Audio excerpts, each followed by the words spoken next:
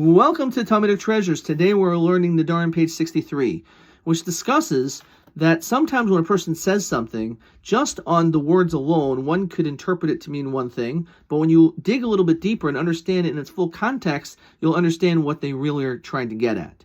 So on this, the Talmud tells us if a person makes a vow and says that they're not going to drink wine until Ad Shiehei HaPesach, until it is Passover. Now, normally when we say those words, as we see on the previous page, Ad Shiehei means all of Passover, the entire holiday. It means all the way until the end. But we also know that on Passover, even people that may not typically drink wine throughout the year, they will drink wine on the first night of Passover. One of the aspects of the Seder night is to drink 4 cups of wine.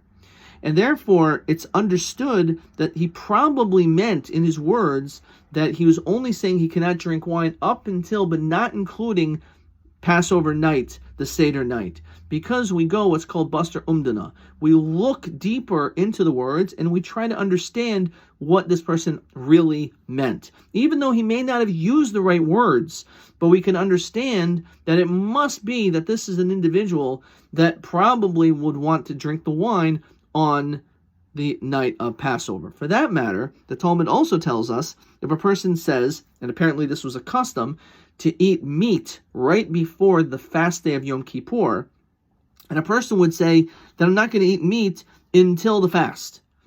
Now that could be inclusive all the way until the end of Yom Kippur. So we say, no, not only does it mean that it's not until the end of Yom Kippur, so you can't fast, but the meal preceding the fast, that you are allowed to eat meat. Because as I said, in those days, the food that was eaten right before the fast of Yom Kippur was meat. And therefore it was understood that that person would probably want to be able to have that extra protein before fasting, which is what was custom to be done. One last point. It used to be the custom to eat garlic on Friday night, at the Friday night dinner, at the Shabbat meal. And therefore, also, if a person would make the statement that I'm not going to taste any garlic until Shabbos. Does that include Shabbos? So we say, no, it's not including Shabbos. Because even though the language sounds like you're including that day, but we understand that people typically will eat garlic, as is discussed elsewhere in Tractate Bava Kama. One of the enactments that were made was to eat garlic on Friday night, which helps with the procreation. With at least then, it was a way of being able to help man and woman to be able to conceive. So we see from here this very interesting concept that we don't just take things for granted. Just because a person said something, we could easily misconstrue and misunderstand what they're trying to say.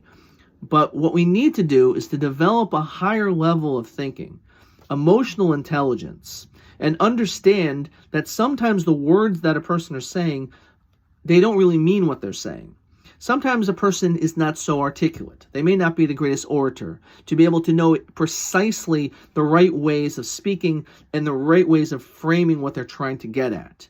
And therefore, what's more important than just the words is to understand the entirety of the situation. We look at when it was being said and up until when it's being said. And therefore, for that reason, we're able to then understand really what this person is saying. And how important of a message that is for us. Very often in life, we end up getting upset at people because they say things, but it's because we're so quick to jump to conclusions to think that they're saying something to offend me, saying something which is hurtful or negative. But the truth is, maybe we are the ones to blame. Sometimes, maybe. Maybe we have to be a little bit more critical in how we hear things. First of all, maybe not to be so quick to judge, not to get so upset so fast, even when someone does say something wrong. But a lot of times, people say things not because they are really vindictive, they're trying to be harmful and cause pain to you, but they're doing it because they don't necessarily understand what they're saying. And therefore, we have to understand the entirety of the context of how people speak. When a person does that, you'll be able to develop stronger relationships and also live a much healthier and happier life.